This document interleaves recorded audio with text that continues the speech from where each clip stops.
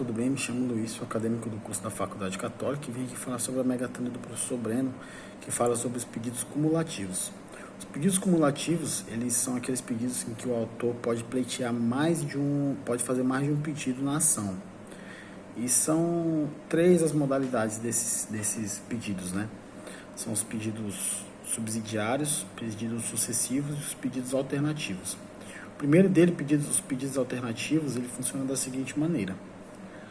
O autor vai colocar à disposição do magistrado 2 ou 3 pedidos, né? E o magistrado ele vai buscar o melhor pedido, né? Vai acolher o melhor pedido na situação. E o valor da custa, o valor da causa, ele vai ser o do maior pedido. Eu notei alguns exemplos e da seguinte maneira. Em uma ação de indenização, o autor ele vai buscar 2 pedidos alternativos. O primeiro é de 10 e o segundo é de 15. Nesse caso, né, o valor da causa ele vai ser o valor de 15 mil, porque é o pedido da maior ação. É o valor do maior pedido. Porque as custas processuais elas são recolhidas em cima dos valores em cima do valor da causa. Então, se for acolhido o valor menor, as custas vai ser menor. E pelo menos eu, se fosse para mim escolher, com certeza escolheria um valor maior, porque as custas se eu fosse o magistrado, né, no entendimento da justiça. O segundo exemplo é a seguinte situação: o autor ele vai pleitear 2 pedidos alternativos, né? O primeiro é de 5 e o segundo é de 8. O valor da causa, nesse caso, vai ser de 8 mil e as custas elas vão ser calculadas com base no valor de 8 mil reais. Né?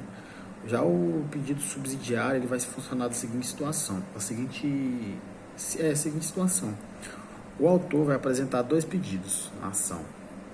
Só que o segundo pedido só vai ser analisado se o primeiro pedido foi improcedente. Se o primeiro pedido não for aceito. Então aquela situação, a gente joga lá para ver se vai colar. Se não colar, o segundo pedido vai ser analisado o segundo pedido. Ele vai funcionar da seguinte situação. O valor da causa ele vai ser o valor do primeiro pedido.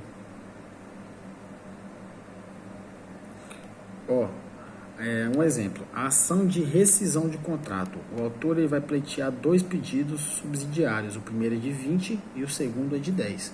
Nesse caso, o valor da causa será o valor do primeiro pedido, que é o valor de 20 mil reais.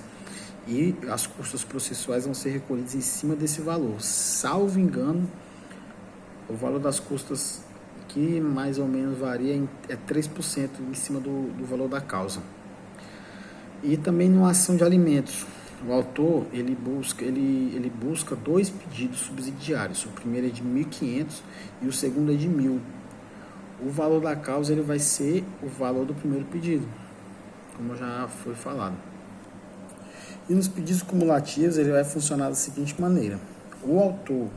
Se o autor vai fazer 2 pedidos, 3 pedidos, 4 pedidos, mas o juiz ele só vai analisar o segundo pedido se o primeiro pedido foi procedente. Por exemplo, ficou um pouco confuso, né? Mas vamos colocar um exemplo.